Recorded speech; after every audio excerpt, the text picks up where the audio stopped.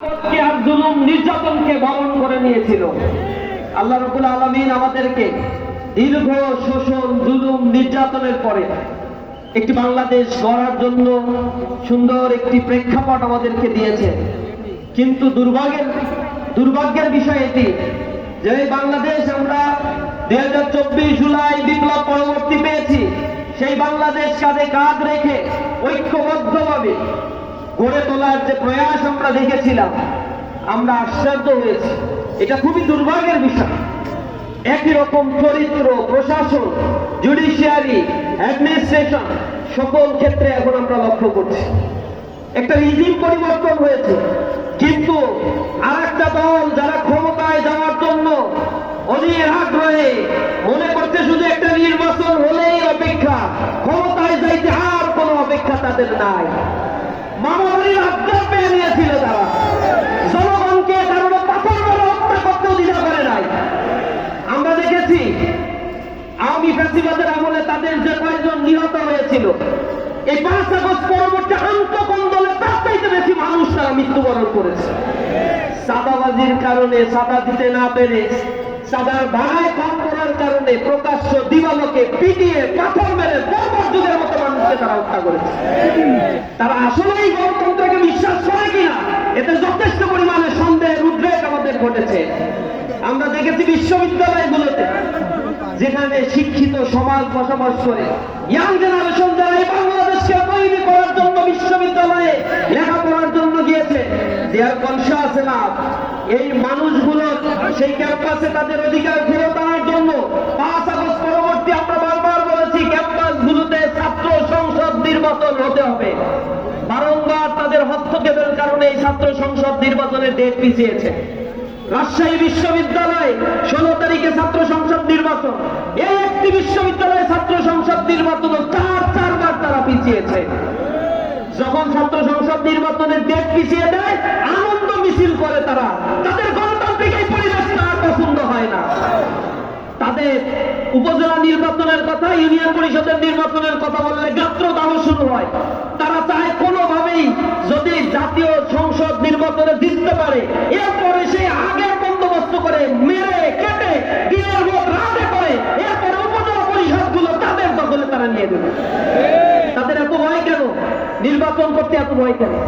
আমরা দেখেছি জাহাঙ্গীরনগর বিশ্ববিদ্যালয়, সেখানে বিসি তাদের, প্রবিসি তাদের, প্রক্টোরিয়াল বডি তাদের, নির্বাচন কমিশন তাদের, কমিশনের সদস্য তাদের, যত মেকানিজমের সাথে যারা জড়িত সব হচ্ছে তাদের দলের লোকজন।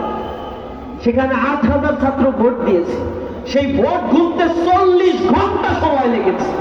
আপনারা কখনো শুনছে ভোট দেওয়ার পরে পুলিং প্রিজাইডিং অফিসার যারা ভোটের বাক্স এরপরে প্রশাসনিক ভবনে রেখে রাতে গেছে ঘুমাইতে?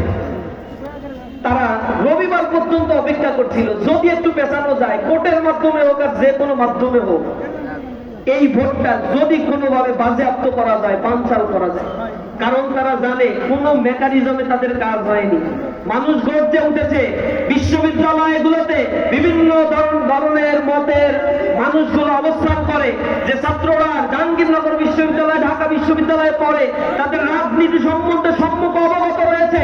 এই জায়গাগুলোতে যদি তারা হেরে যায়, তাহলে তাদের সামনের দিকের বাংলাদেশে যেভাবে তারা ক্ষমতায় যাওয়ার আশা করেছিল তাও ধূলিসাৎ হয়ে যাবে।